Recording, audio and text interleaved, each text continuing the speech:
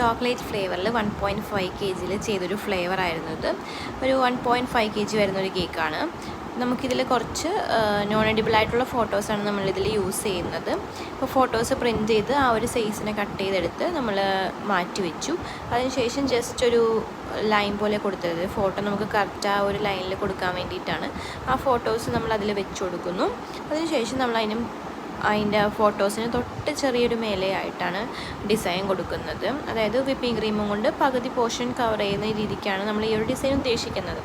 റെഫറൻസിൽ actually edible ഫോട്ടോസാണ് use ചെയ്തിരുന്നത്. പക്ഷേ ഇത് പെട്ടെന്നൊന്നൊരു ഓർഡർ ആയതുകൊണ്ട് തന്നെ നമുക്ക് നോൺ എഡിബിൾ ആയിട്ടുള്ള പ്രിൻ്റ് എടുക്കാനുള്ള സമയമേ ഉണ്ടായിരുന്നുള്ളൂ. സോ നമ്മൾ ആ ഒരു മെത്തേഡാണ് ചൂസ് ചെയ്തത്.